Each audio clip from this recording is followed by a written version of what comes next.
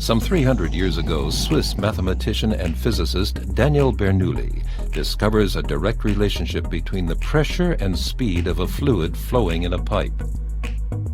At the same time, the French engineer Henri de Pitot is constructing a device for measuring the traveling speed of ships using flow pressure.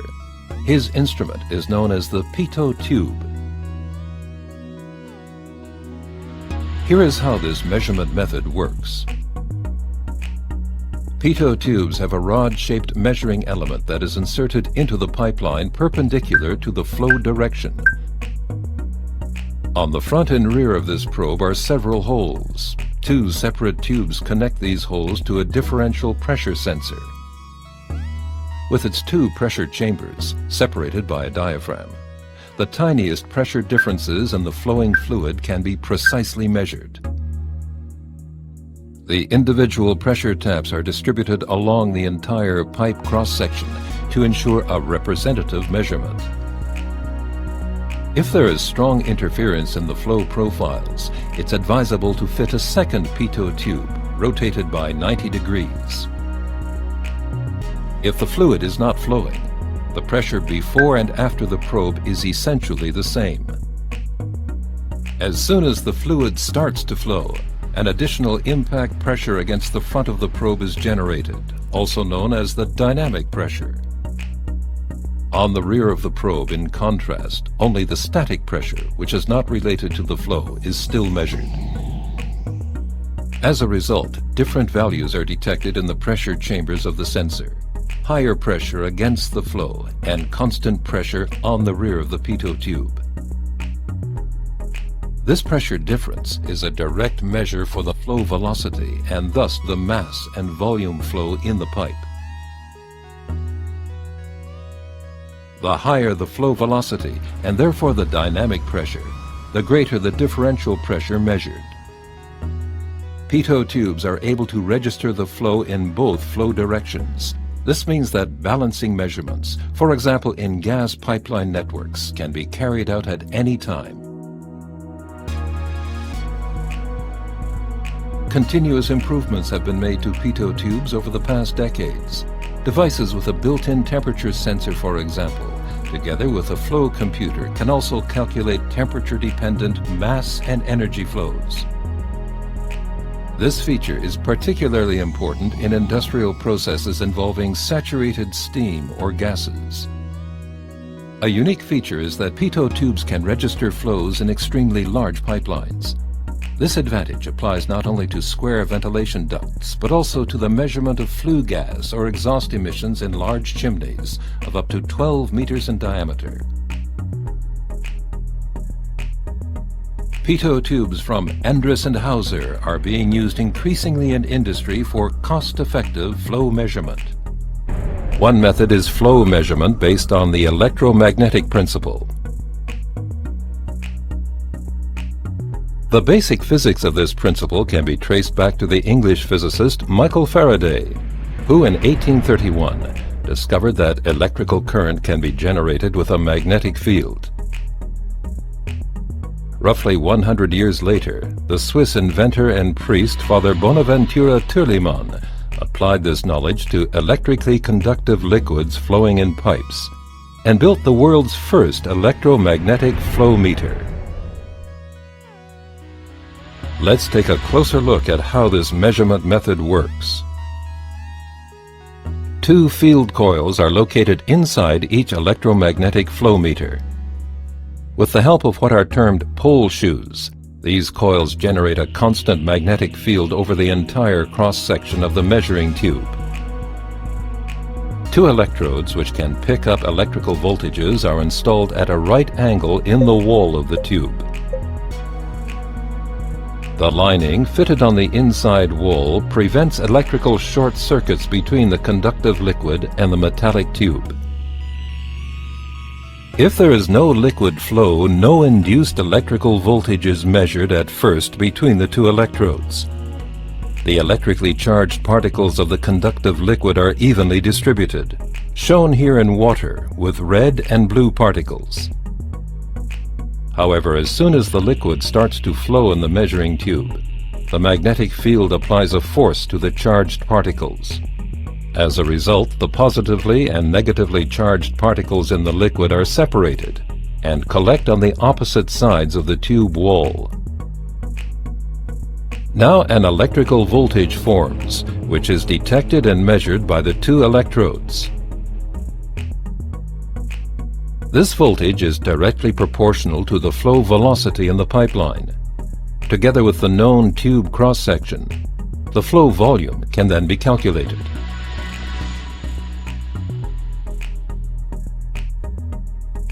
The greater the flow velocity, and thus the separation of the charged particles, the greater the electrical voltage between the electrodes. The electrodes also detect what is called interference voltage, which has to be separated from the actual measuring signal. One method that has been successfully used for this purpose is to create the magnetic field with a pulsed direct current.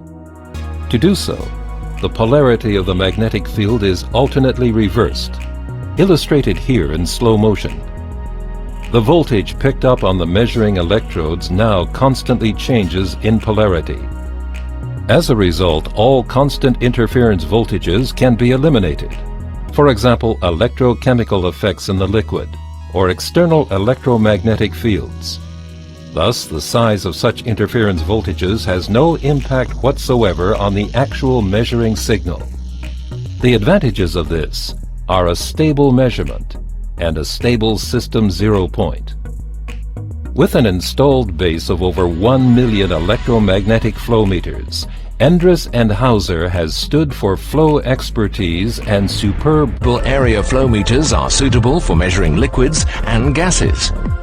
They have an upright conical tube in which a sophisticated float moves freely up and down. The flow through the tube causes the float to rise until the forces are in equilibrium. The flow rate is read off from the scale at the level of the float. The glass measuring cone allows direct reading of the float movement, whilst meters with a metal cone have a magnetic pickup. There is no need for external power for readout. For almost every application and industry, Krona produce an enormous variety of variable area meters. In fact, a new Krona VA meter is installed somewhere in the world every 4 minutes.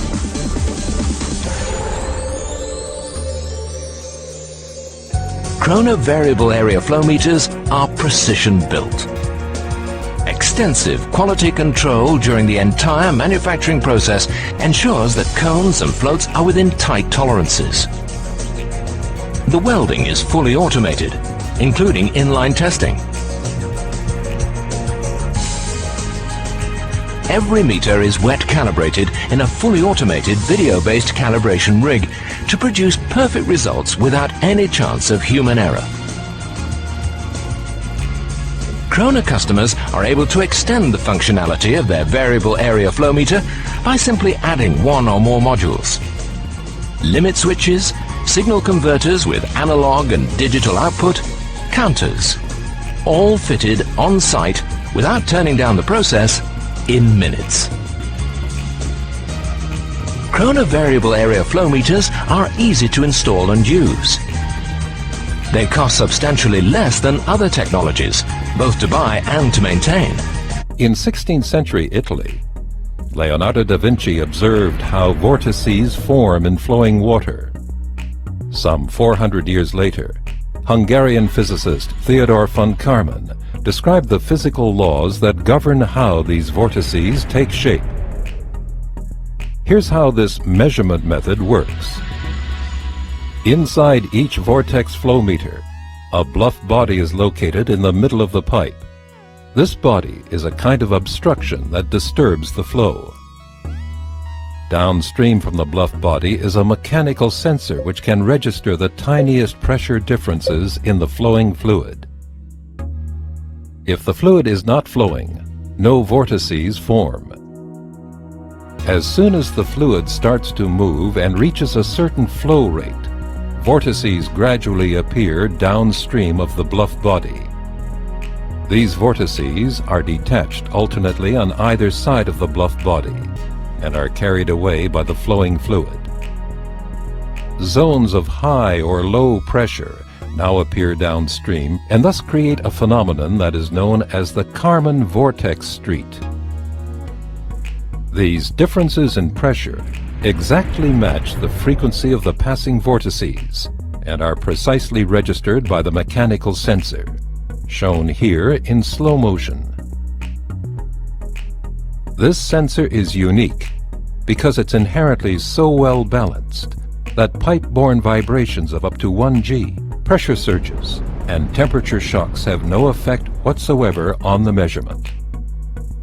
The distance between two consecutive vortices corresponds to a defined volume of fluid. Therefore, total flow can be calculated by counting the vortices that pass.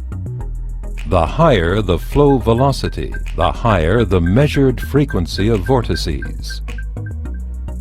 In some applications, the velocity is too low for perceptible vortices to form.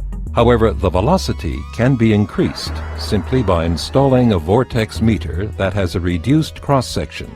This modification does not affect the measuring accuracy. Functionality can be enhanced by incorporating optional temperature measurement into the sensor. A configuration like this, together with a built-in flow computer, can calculate temperature-dependent mass or energy flow. This feature is particularly important in industrial processes involving saturated steam or gases. In today's marketplace, vortex flow meters from Endress and Hauser are the world's most robust and reliable, with a lifelong calibration factor. They have won several prestigious awards and widespread acclaim.